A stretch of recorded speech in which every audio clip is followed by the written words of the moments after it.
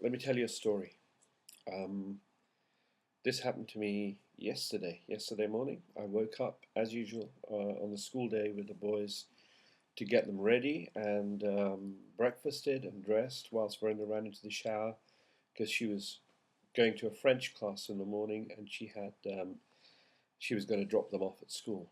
So this means a 6 o'clock start for us. 6 o'clock we got up and it was actually fine. I felt absolutely fine and fit and bright and chirpy and went downstairs, did all that kind of stuff, had them ready, they were out the door. So by about 9 o'clock, they were out of the door at 7:15.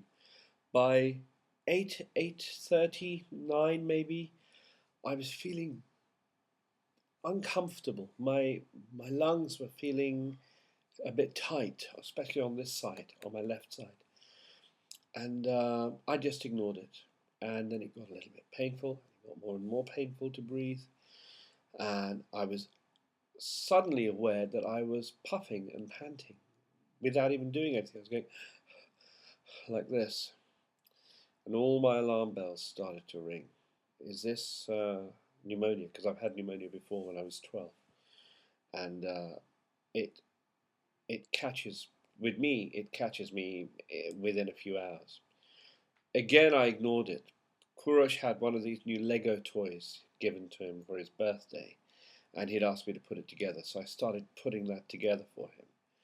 And by 11 o'clock, I phoned up Verinda, hoping she'd be out of her French class, just to say, please come home. I'm anxious. Because it was getting so bad, my breathing, that I was thinking, is this going to stop? Am I going to get is this going to level out, or is it going to continue to get worse? Because if it gets much worse, I kept having recurring visions of when you get a goldfish out of a goldfish bowl and put it on a tabletop and you see it sort of floundering around.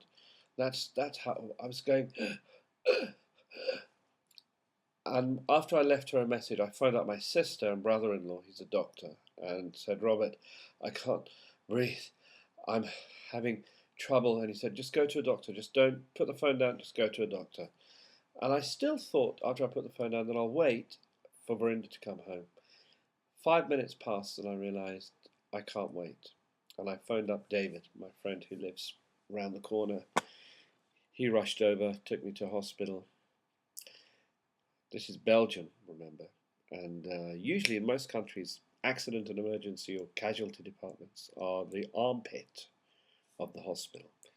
And in this instance, it was a lot nicer, actually. I was quite impressed. They saw me within 30 minutes, although I did have 4 hours in the hospital with countless, where are we? We can't even see them. But they put two holes in this arm to try and get blood. And finally, they put a hole, I don't know if you can even see it there on this picture, hole in this arm. It looked like a heroin addict.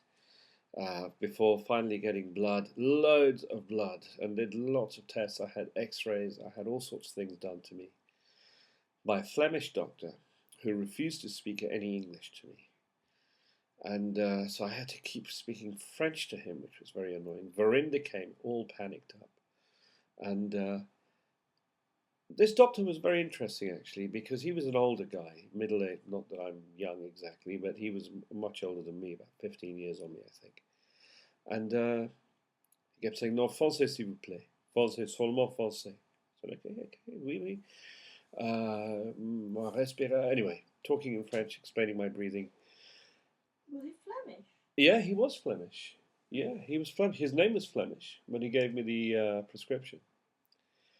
And then he kept refusing to speak in English, the bugger. And I kept thinking to myself, if this was a real emergency, like if I had blood spurting out of some artery, was he going to be the same? Because I knew he could speak English. All Flemish people, all Dutch people and Flemish-speaking people can speak French, English.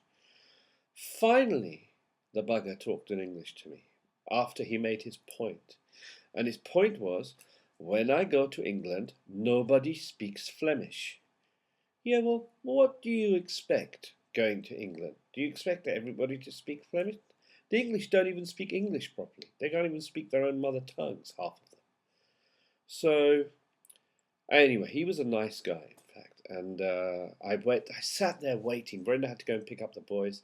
Sat there waiting for the results, and my breathing had improved a lot by that stage. I didn't need any oxygen or anything, and I have meetings. I've got to go to Moscow next week. I've got to go to Warsaw for a project we're doing.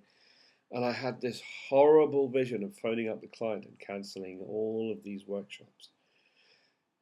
And I was sitting there replaying how I was going to talk to the client and explain my situation and thinking, why is this business of mine so dependent on just me alone, and how I can, you know, make it less dependent on me. When he walked in through the door, we looked at each other, and then he spoke really good English.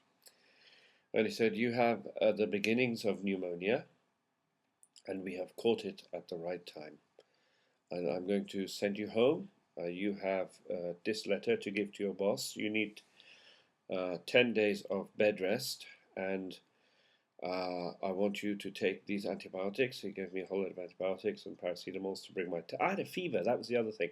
Very odd. Normally when I have a fever, I feel a fever. What I had a 38, 39 degree temperature. Okay, not heavy fever. But I didn't feel it at all. I felt really fine. It was just my breathing that was affecting me and scaring me. So Verna came to collect me with the boys. She was so relieved that I was going to be home. And why was she relieved that I was going to be home? Well, she's got to look after the boys, she's got to take them to school, look after them, feed them, breakfast them, and it would have been me in hospital and her all by herself. Not for long. My mum or somebody would have come over to help out. But, it's tough when you're a mother of twins and pregnant. So that's our news, by the way. Verinda's pregnant again. 3 months gone, and a single baby this time, not twins. And that's it. Just wanted to share my little scare with you. And it is scary, You suddenly realize if in the space of 3 hours, you can go from being completely healthy and happy and chirpy to unable to breathe. My God. I mean, we take our health for granted so much. And when I was in that casualty looking at everybody around me thinking, shit, this is awful how illness can sort of cripple you. It's not age, it's just health. That's the most important thing. Forget age. Thanks for watching. Thanks for listening.